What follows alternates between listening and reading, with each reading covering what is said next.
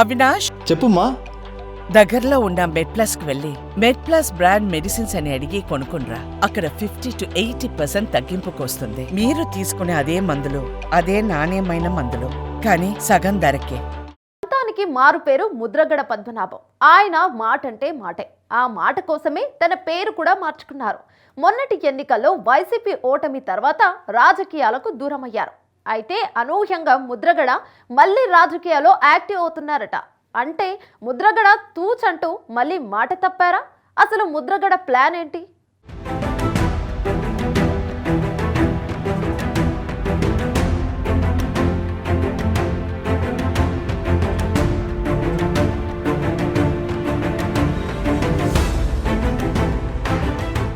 ఏపీలో బలమైన సామాజిక వర్గాల్లో ఒకటైన కాపులకు పెద్దన్నగా ఉన్నారు సీనియర్ రాజకీయ నాయకుడు ముద్రగడ పద్మనాభం. గోదావరి జిల్లాలో కాపు సామాజిక వర్గానికి ఆయనే చాలా కాలం పాటు దళపతిగా ఉన్నారు. దశాబ్దాల రాజకీయ అనుభవం కలిగిన ముద్రగడ ఇటీవల కొన్నేళ్లుగా చేస్తున్న రాజకీయాలు ఆయనకు నష్టాన్నే మిగిల్చాయి. కాపులకు లీడర్గా ఉండాలని ఆయన చేసిన ప్రయత్నాలు బెడిసికొట్టాయి. పవన్ కళ్యాణ్ను కాపులకు పెద్ద దిక్కుగా మారకుండా ఆయన చేసిన రాజకీయం చివరకు ఆయనకు నష్టాన్ని మిగిల్చింది. మొన్నటి అసెంబ్లీ ఎన్నికల్లో పిఠాపురం నుంచి పవన్ కళ్యాణ్ను గెలవనివ్వని అంటూ శపథం చేశారు. పవన్ కళ్యాణ్ గెలిస్తే తాను పద్మనాభరెడ్డిగా పేరు మార్చుకుంటారని చెప్పి అదే మాటకు కట్టుబడి పేరు మార్చుకున్నారు. ఆ తర్వాత రాజకీయాలకు దూరంగా ఉంటున్నారు.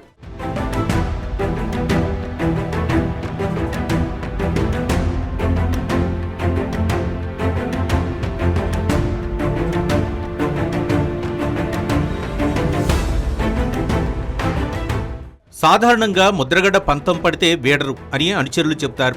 ఆయన మాటకు కట్టుబడి ఉండే రకమని రాజకీయ వర్గాల్లో కూడా ముద్ర ఉంది. ఆయన పంతం ఎలా ఉంటుందో సీనియర్ నాయకులను అడిగితే చెప్తారు. వాస్తవానికి ముద్రగడ్డ పద్మనాభం సొంత నియోజకవర్గం తూర్పుగోదావరి జిల్లాలోని ప్రత్తిపాడు. ఆయన తండ్రి ముద్రగడ్డ వీరరాఘవరావు 1962, 1967లో ఇక్కడి నుంచే 2 సార్లు గెలిచారు. ఆయన మరణించిన తర్వాత 1978లో ముద్రగడ్డ ఇదే ప్రత్తిపాడు నుంచి జనతా పార్టీ సీటుపై పోటీ చేసి ఎమ్మెల్యేగా తొలిసారి చట్టసభల్లోకి అడుగుపెట్టారు. ఆ తర్వాత 1983, 1985లో టీడీపీ టికెట్పై పోటీ చేసి గెలుపొందారు. 1989లో కాంగ్రెస్ పార్టీ టికెట్పై ప్రత్తిపాడు నుంచి గెలిచారు.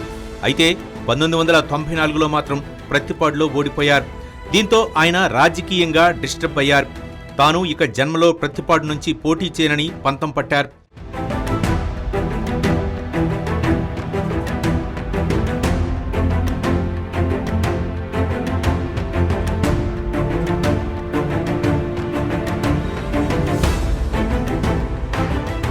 ప్రత్తిపాడు నుంచి పోటీ చేయననే మాట మీదే ఆయన టికెట్లు కూడా వదులుకున్నారు. 2009లో వైఎస్ రాజశేఖర రెడ్డి పిలిచి మరీ టికెట్ ఇస్తానన్న ప్రత్తిపాడు నుంచి పోటీ చేయడానికి ఇష్టపడలేదట. అంతేకాకుండా తనకు టికెట్ ఇవ్వాలనుకుంటే కాపు ఓటర్లు ఎక్కువగా ఉన్న పిఠాపురం టికెట్ ఇవ్వాలని కోరాడట. అలా పంతం పట్టి పిఠాపురం నుంచి పోటీ చేసినా ఆ ఎన్నికల్లో ఓడిపోయారు. ఆ తర్వాత జరిగిన అనేక పరిణామాలు ఆయన్ను ఎన్నికల్లో పోటీ చేయకుండా నిలిపివేశాయి. కానీ పిఠాపురం నుంచే తన రాజకీయాలు నడిపించారు ముద్రగడ. ముఖ్యంగా కాపు రిజర్వేషన్ల కోసం ఆయన పెద్ద ఉద్యమమే చేశారు.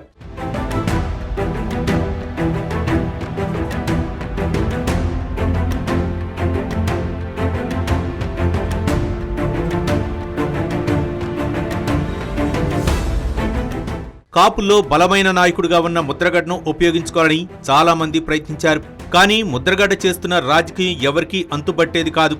చివరకు కాపుల్లో పవన్ కళ్యాణ్ పెద్ద నాయకుడిగా ఎదుగుతుంటే కూడా ముద్రగడ్డ సహించలేకపోయారనే టాక్ ఉంది. చివరకు మొన్నటి ఎన్నికల్లో పవన్ కళ్యాణ్ గెలవకూడదని తన శాయశక్తులా ప్రయత్నించారు. కానీ చివరకు ముద్రగడ్డ ఆ విధంగా కూడా విఫలమయ్యారు. దీంతో ఇక ముద్రగడ్డ రాజకీయాలకు పూర్తిగా దూరమవుతారని భావించారు. కానీ తాజాగా ఆయన ప్రత్తిపాడు నియోజకవర్గంపై కన్నేసినట్లు తెలుస్తోంది.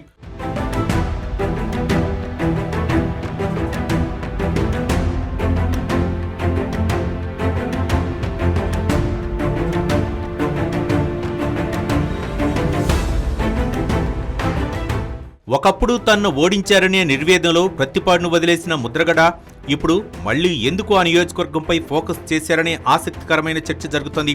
ఆయన మళ్లీ రాజకీయాల్లోకి వచ్చి ఎన్నికల్లో నిలబడతారా అనే అనుమానాలు కూడా వస్తున్నాయి. అయితే ముద్రగడ తన కుమారుడి కోసమే ప్రత్తిపాడుపై ఫోకస్ చేశారని సన్నిహితులు చెబుతున్నారు.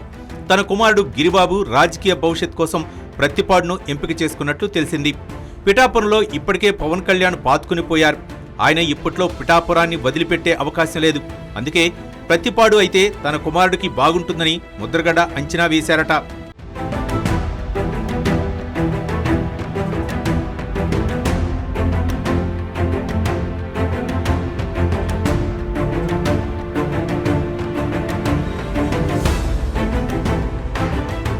వైసీపీ తరపున ప్రత్తిపాడు నియోజకవర్గ ఇన్ఛార్జి పదవిని తన కుమారుడికి ఇప్పించే పనిలో పడ్డారట ముద్రగడ. తన పంతం కారణంగా కుమారుడి రాజకీయ భవిష్యత్ నాశనం కాకూడదనే మళ్లీ ప్రత్తిపాడులో అడుగుపెట్టబోతున్నట్లు టాక్ వినిపిస్తోంది. ఇప్పటికే ప్రత్తిపాడు విషయమై వైసీపీ అధినేతతో జగన్తో మాట్లాడారని, త్వరలోనే సానుకూల ప్రకటన వస్తుందని ముద్రగడ భావిస్తున్నారట. మొత్తానికి కుమారుడి కోసం మళ్లీ రాజకీయాలు చేయాల్సి వస్తుందని రాజకీయ వర్గాల్లో చర్చ జరుగుతోంది. మరి ప్రత్తిపాడులో అయినా కుమారుడిని ముద్రగడ గెలిపించుకుంటారో లేదో వేచి చూడాలి మరి.